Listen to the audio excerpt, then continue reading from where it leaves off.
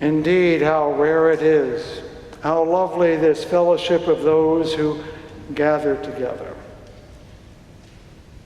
Here in this house, we come to remind one another to rest for a moment in the headlong rush of our duties and obligations. We claim for ourselves a moment of awareness, of gratitude, and we take a moment to look beyond the to-do list, beyond the task and the obligations, and notice someone else. In this house of laughter and silence, memory and hope, of faith and doubt, we hallow it with our presence together and bless it with our voices. Sing and rejoice, sing and rejoice, let all things living now sing and rejoice. Sing and rejoice, sing and rejoice, sing and rejoice, let all things join now. Sing and rejoice, sing and rejoice, sing and rejoice, let all things join now. Let all things living now sing and rejoice. Good morning. My name is Randy Allaben. I'm the chairperson of the foundation board here at Fountain Street Church. And before I warm you a very warm welcome, I'd like to ask you to join us in your order of service for the responsive reading. For me, trees have always been the most penetrating preachers.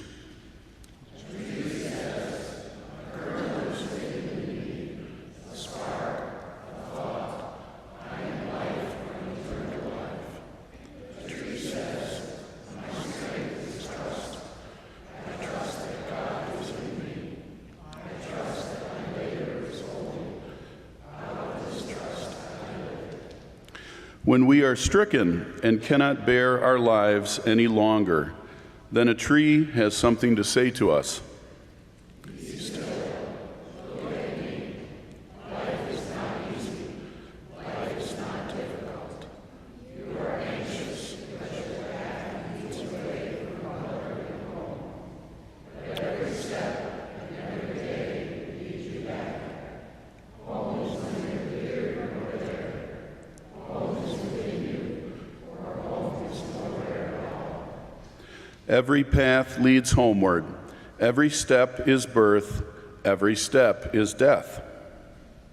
Whoever has learned houses to trees no longer wants to be a tree. He and she wants to be nothing except what they are. That is all. I wanted to just make one announcement before I wish you a warm welcome. On the foundation board, we decided this year as a board to start investing in socially responsible investments. We thought it was high time that Fountain Street began that journey, and currently we've put a portion of our foundation into clean energy investments. So if anybody is interested in talking to me further on that, please reach out. We hope to increase our percentage as time goes on, and we're happy to report that from early data, very early, but these funds are doing just as well, if not better, as our traditional funds.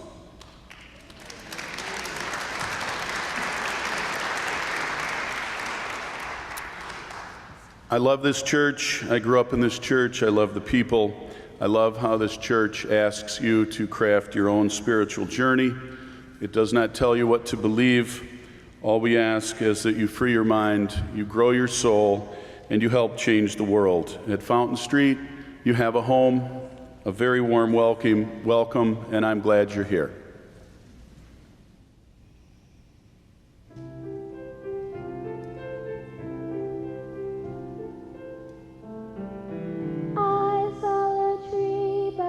riverside one day as I walked along,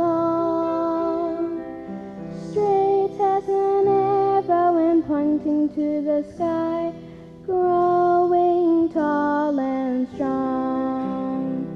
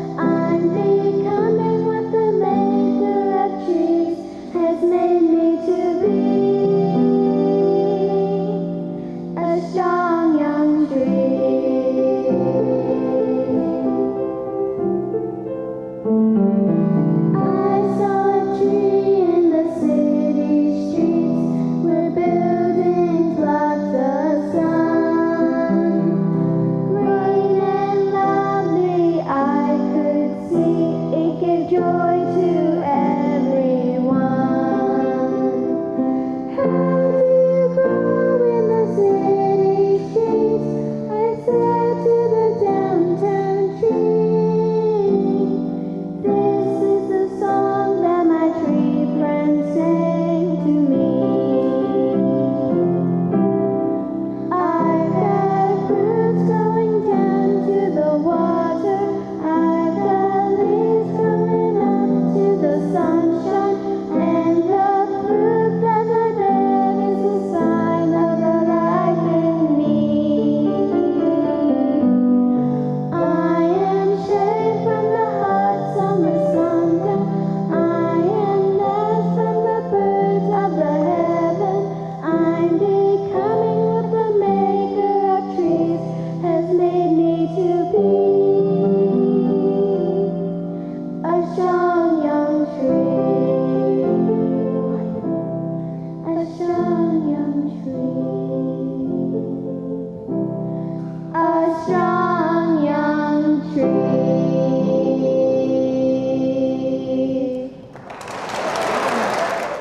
Are we fortunate or what? What lovely voices. What a beautiful text. We do readings and lessons here because we are always capable of learning more. There's never a day without which some fact, some insight, some wisdom cannot give us a blessing. It is one of the things we are proud of here at Fountain Street Church.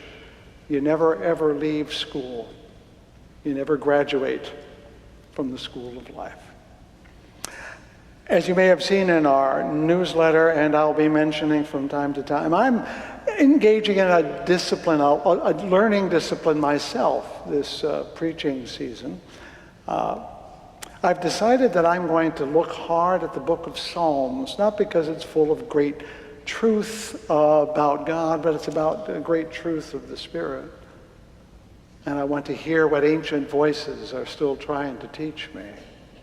And so where does one start? But at the beginning, Ashrei ha'ish asher lo halach ba'atzat rashayim u'v'derech. You don't know Hebrew, do you?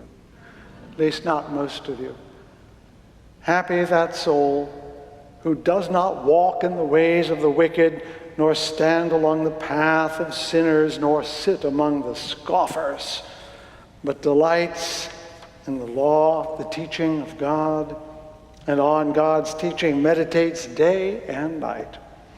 Who is like a tree planted beside streams of water. When you hear the choir sing later, like a tree standing by, that's where that image comes from. Like a tree planted by streams of water, which yields fruit in its season, and whose leaves do not wither, and in all ways prospers. Psalm goes on, not so, Lokein HaReshaim, not so the wicked, who are like chaff blown by the wind. Thus also the wicked will not stand in judgment, nor sinners know the righteous. For God knows the way of the righteous, but the way of the wicked is lost. I like the Hebrew better. V'derech hatayim toved. You can almost see it, toved, lost. Of course, others have talked about trees. You heard Herman Hesse earlier. What a beautiful reading that was in the responsive reading. I'm delighted to find it. Willa Cather in My Antonia, out there on the prairie, writes, trees were so rare in that country that they had to make such a hard fight to grow that we used to feel anxious about them and visit them as if they were persons. And George Orwell, that sad and despondent soul, said, the planting of a tree, especially one of the long-lived, hard ones, is a gift that you can make to posterity at almost no cost and with almost no trouble.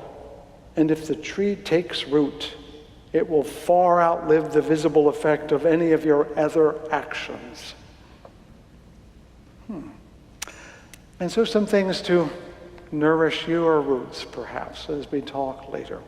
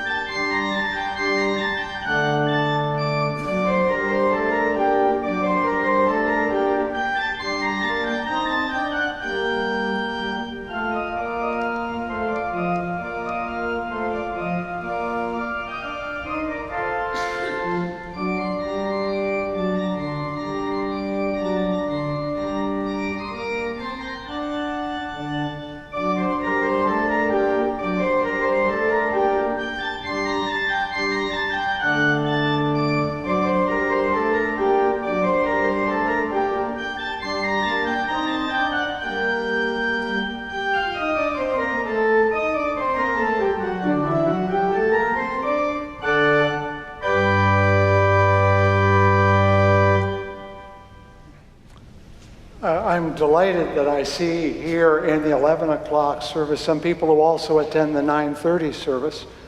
And if you've not attended the 9:30 service, you should give it a go. Very different. One of the things they emphasize at 9:30 as a way of doing business is what they would call spiritual practice. Now, that's a word that holds a lot of water. It may mean praying or chanting, it may mean silence or even movement. And so I bring that up because at Fountain Street Church, prayer is not something we do sort of automatically and easily. Some of you would say, I don't pray. I think, fine, don't pray. Some of you say, well, I don't meditate. Well, don't meditate. Can you be quiet? What I mean is quiet here. Because prayer in any tradition is listening more than talking. It may be listening to your own words that, as Anne Lamott says, come in only 3 flavors: help, thanks, and wow. I add a 4th one every time: oops. I think we should say oops a lot more often. And so I stand here because I want you to imagine you're standing here in front of God and everybody, meaning, are you willing to be present in your imperfection, to be seen in your inadequacies? Are you willing to be present in ways that you would be uneasy being present? Because all prayer at some level is exposing yourself, risking yourself. With that in mind, let me offer a few words so that you may ponder those. Oh, the psalmist reminds us that we were drawn naked from the womb and we shall go naked into the ground. What a sobering image that is. And yet, what could be more beautiful than the skin that wrapped around us and keeps us whole until we surrender to the earth again? Why should we be afraid to be exposed and naked, at least in heart, if not in body? Why should we be ashamed of the warts and the bruises, the moles and the wrinkles? These are the medals of life. These are the ribbons for having gone through this battle or that struggle. So I suppose what we're asking for is courage to be exactly who we are.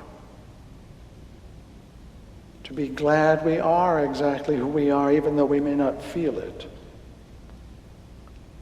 Because only when we are present in our simplicity, in our nakedness, can that light and warmth, that rain, that life nourish us as we so desperately wish to be nourished. Give me courage to be myself, and only that I might become the self I had always hoped to be. Upon these things, we ponder our lives, our struggles, with that most genuine prayer found in the presence of silence.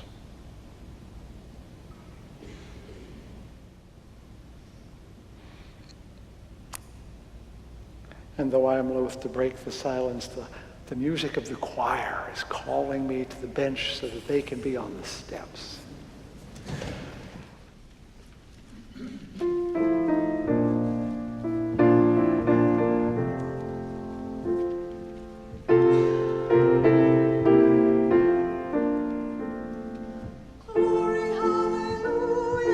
We shall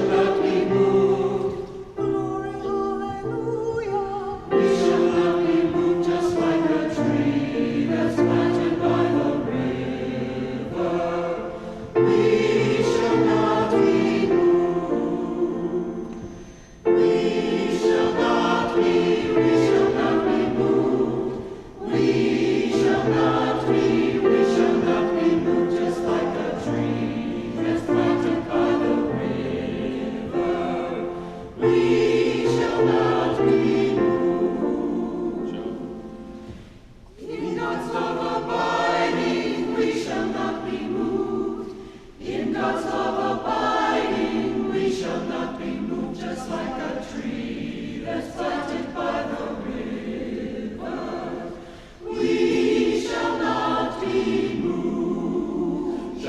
We shall not be, we shall not be moved.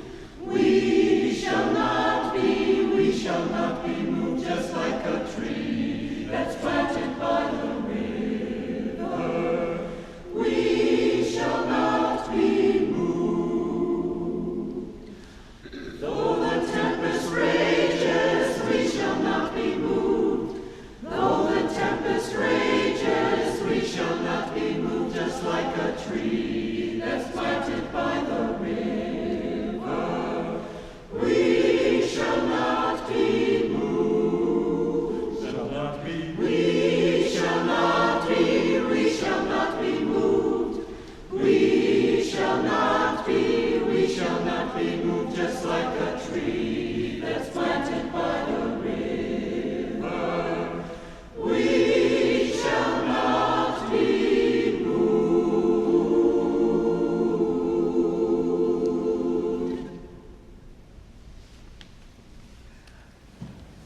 We would do well to remember that this magnificent space that gives us so much joy and strength and peace was not built by our hands. As it says somewhere in another scripture, you will dwell in a land that you did not farm and drink from wells you did not drink, you did not dig. We dwell in a house we did not build. And I lift up at this time every week the names of those who preceded us in life and now preceded us in death, whose lives made this place true for us, left it as a legacy for us, who have left their names not in etchings upon the walls, but in echoes through the halls. I lift up the names of Artis Parker and Dolores Warnsheis, of George Clay and Renee Pelliser. These and others whose lives ended at this time in years past. And with ancient words from ancient times, I say, El Mali Rachamim, Shokein Barachamim, Hametzach, Anucha, God filled with mercy, dwelling in the heavenly heights, bring rest beneath the wings of your Shekhinah, your presence, illuminating the brilliance of our skies. Bring rest to the souls of our beloved who went to their eternal rest. May you, who are a source of mercy, shelter them beneath your wings eternally and bind their souls among the living, that we may be at peace, that they may rest in peace. And let us say, Amen. So it was a few weeks ago, I was among the clergy who assembled to celebrate the ministry of Clifton Rhodes Jr., who has finished 45 years of service to Messiah Missionary Baptist Church. I've attended that church in the summer because those are the few times I actually have a Sunday off. And I have also been to the celebration site, which was New Hope Baptist Church. It was a glorious occasion and a lengthy one. 2 hours in, I realized there were 2 hours left to go, and I did not have 2 hours left in me. And so as the next hymn came along, I made a subtle exit. But I was there long enough for one of the participants, the Reverend Robert Dean, who was an MC of a sort, after a particularly moving piece of music, feeling animated, said something like, "I'm feeling alive tonight." And by golly, the musicians jumped back in and a whole new song began. And Robert took to dancing on the dais, and the room stood up, and in the back of my mind I heard these very white words: "Toto, I have a feeling I'm not in Kansas anymore." It was a context in which I was clearly peripheral. But Robert Dean was right. He echoed a thought, in fact, that goes back 1,800 years to the great controversial early Christian theologian Irenaeus, who famously said, "The glory of God is man fully alive." And I have to admit that when I attend worship in that context, I see more liveliness than is commonplace among Well, someone used to call mainstream white people God's frozen people. Not that we are not emotive, not that we are not involved, but the fullness is somewhat more subdued. Because let's remember that worship, however it is constructed, whatever it says, is intended us to bring us fully alive, to summon all our mental, spiritual, moral, and emotional powers to a greater good and a larger life. And so it seems to me, and truth to tell, I have to confess to you that this hour, right now, is the hour I am most alive all week long.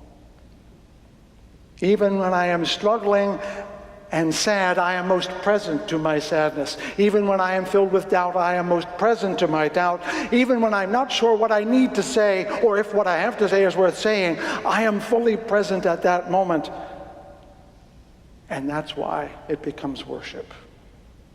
I cannot be fully alive, it turns out, unless I'm fully present. And how many of us would have to agree that often we are not fully alive because we are not fully present? There's someone in this room right now who is checking their smartphone. You're not present to the moment.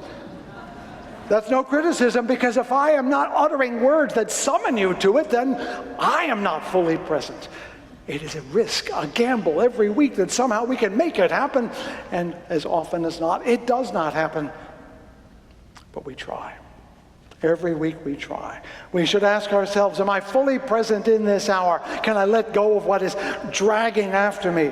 Or am I willing to learn? Am I willing to grow? Am I willing to be changed? Or do I want to be patted on my head and comforted? Both of which are quite legitimate, by the way. Most important, though, are you prepared to be moved by your joy or your distress? For until you are ready to move, you cannot be fully alive. But as my message title suggests, sometimes stillness is a legitimate, powerful spiritual choice. And my contention is that unless you know how to be still, you cannot move either. If that sounds confounding, I find it confounding. And I've discovered things that I find confounding are generally the soil of wisdom. I happened upon an article recently that helped me along as I was pondering this sermon, this first message back here. I found it on a website called Sojourners. Sojourners is a community of evangelicals. Yes, I do read them. But it's a community of progressive left-wing evangelicals. And if you're shaking your head about how that could happen, remember I told you deep truth is always confounding. On the website, I ran into an article by David Potter, and it got my attention and helped me focus my thoughts. In it, he says, in recent months, hundreds of thousands have mobilized mass protest, moved by a sense that our collective state is not well. That feels like an understatement to me. Amid a slow and steady drip of half-truths and outright lies, I'm jealous of how good he's writing. Action is an appropriate response, a sign of hope. Yet, he says, as countless fatigued and burnt-out activists struggle in the wake of moral outrage, we must go deeper. We need a discipline of contemplative activism. There's that paradox again. Contemplative activism? What does that mean?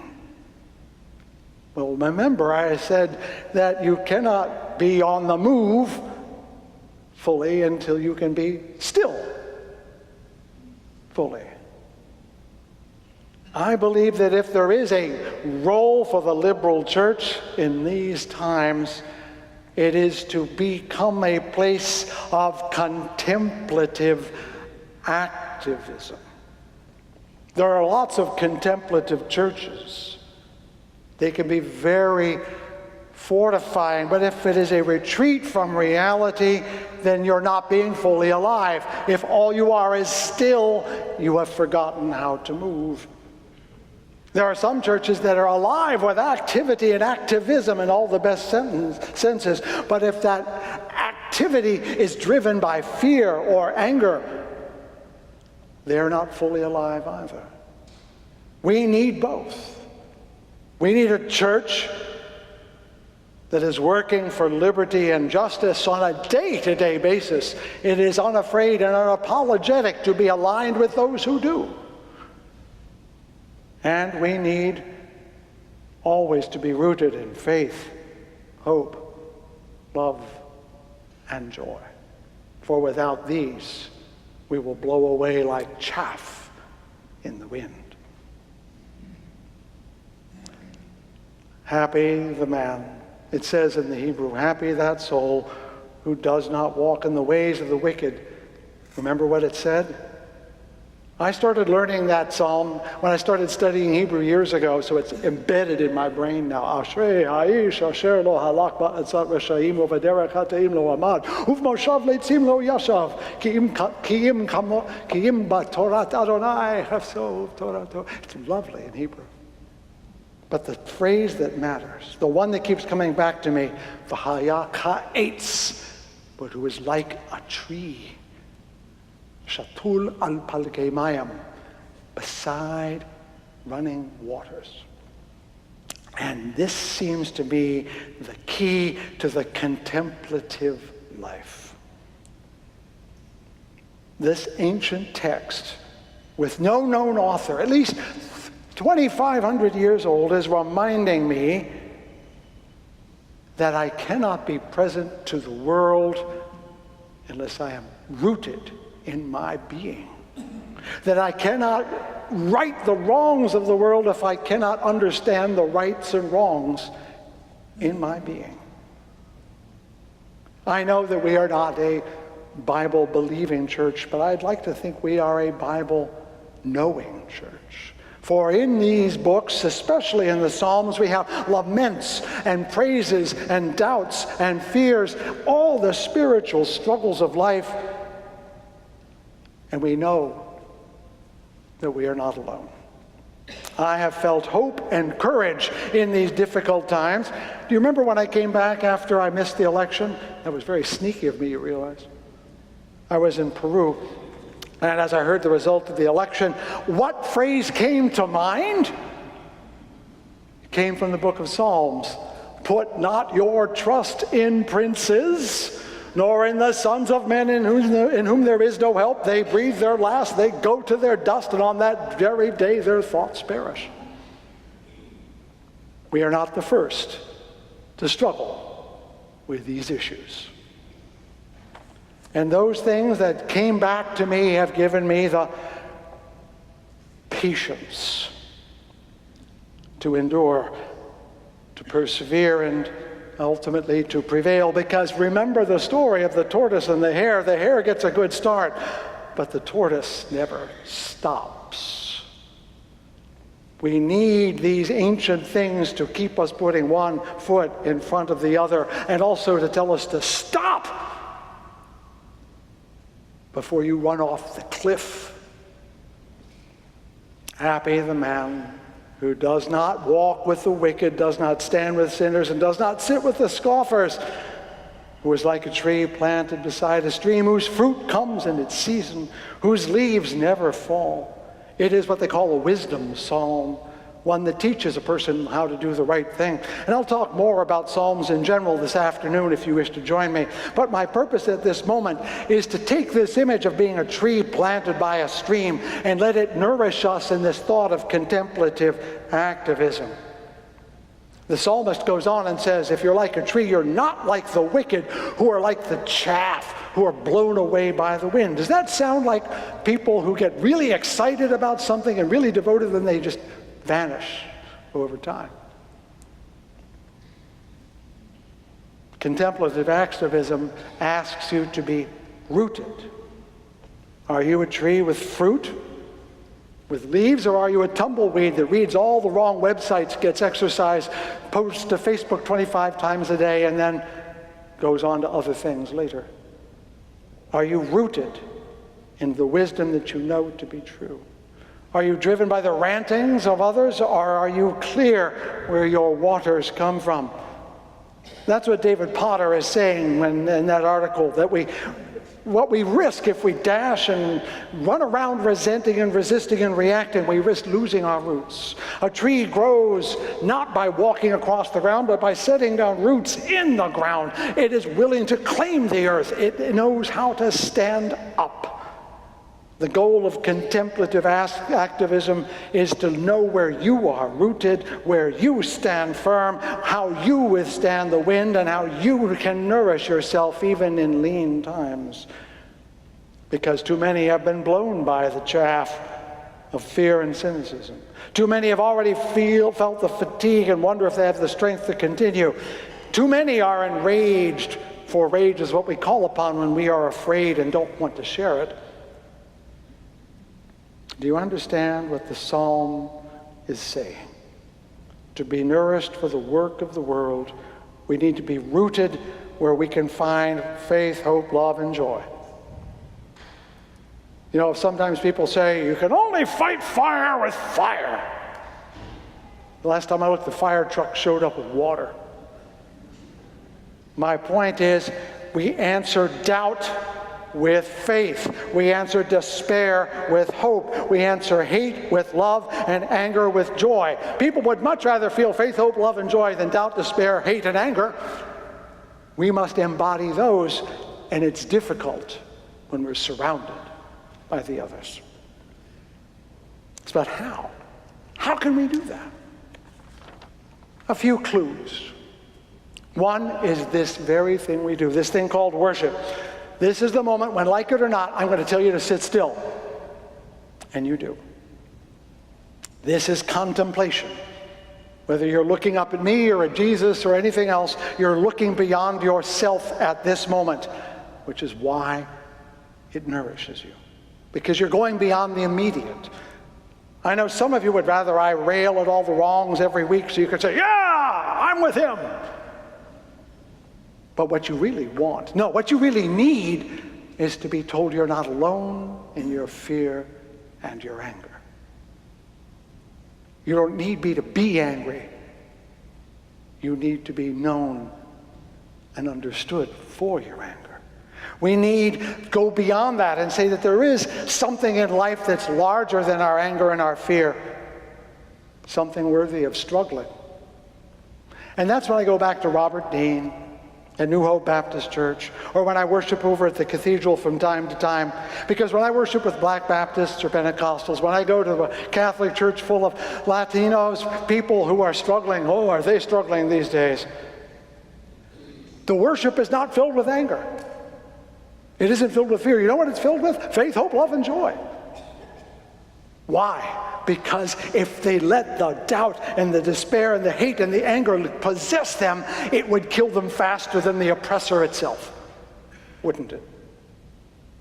We have to learn from those who have been here before. You know, there was an article I read in which, I don't even remember where it is anymore, I read too much small stuff, in which someone observed that white people, forgive me, that's most of us, are now feeling kind of overwhelmed by the struggle. And black people are saying, wait a minute, we've been doing this a long time.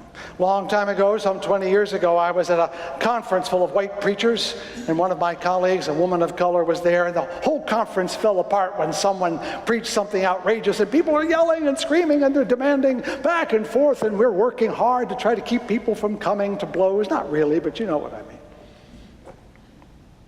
And at the end of the conference, I say to her, because she's a friend, I said, I am so tired. And Marjorie looked at me and said, welcome to my world, brother. We need to realize that if we will join the people who have been in the struggle, we must learn to deal with the struggle as they have. That in some sense, our worship, our lives must cultivate faith, hope, love, and joy, even in this hour. because you must be renewed in it, or you will be blown away like the chaff when the winds of misery pass by. If you are to be a tree, you need to worship.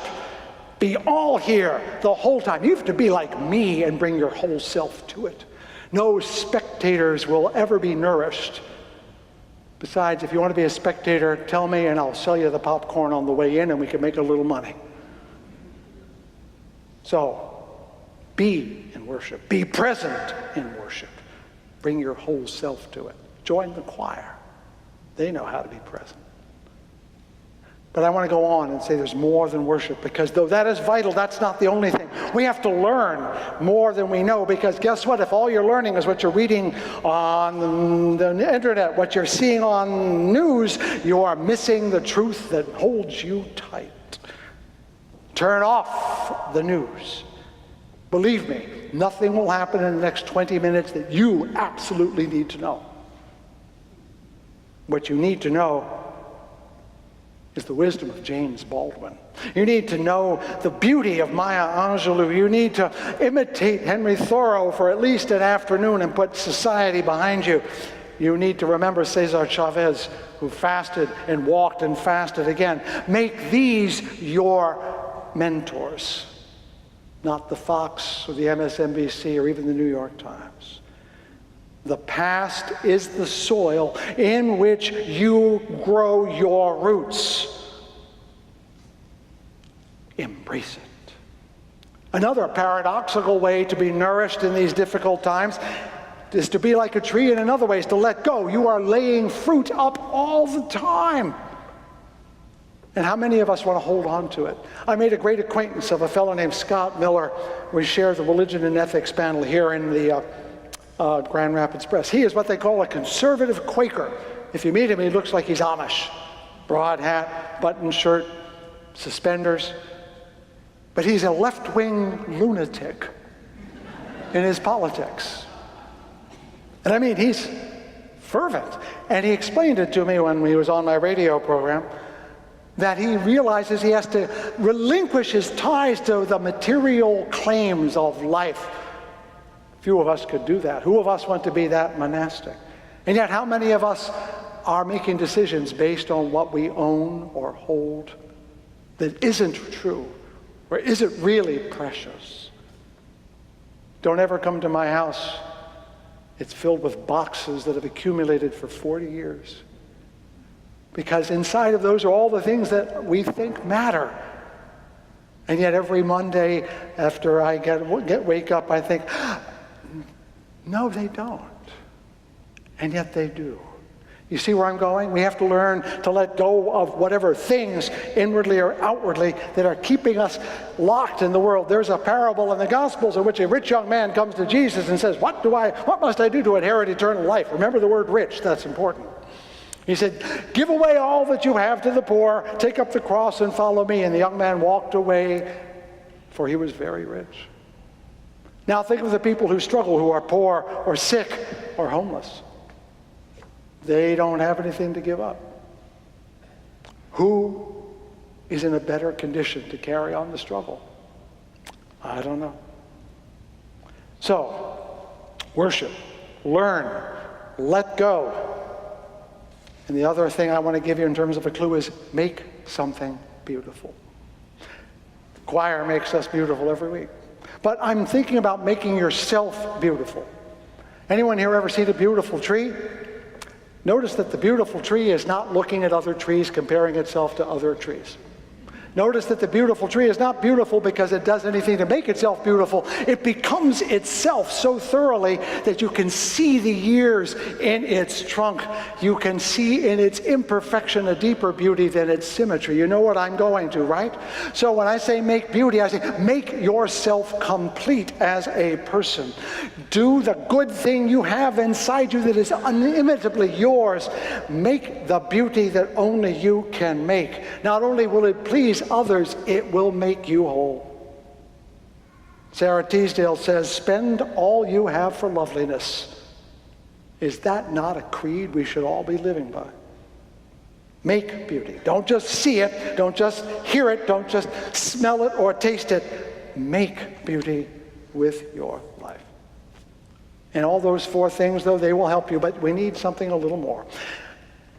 We need somehow to get a little bit of what New Hope Baptist Church gives to their community. Now, I'm not saying that I should prance on the dais.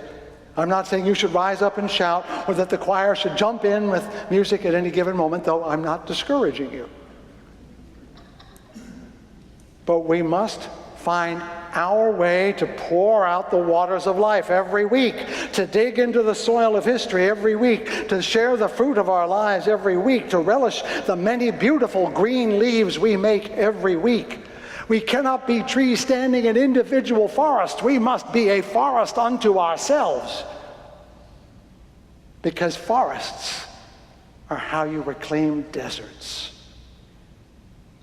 Isn't that the fact? You put a tree in the middle of the desert, it will be overwhelmed by the sand. But if you put a forest next to a desert and let the seeds fall, they will grow another layer of trees just up beyond it, and then more. And then suddenly, over years, without ever anyone noticing it, the forest is taking the desert back. That's what contemplative activism is. It is planting new trees beside our own trees, filling the streams with new trees, taking back the desert of doubt and despair and planting it instead with the milk and honey of liberty and justice.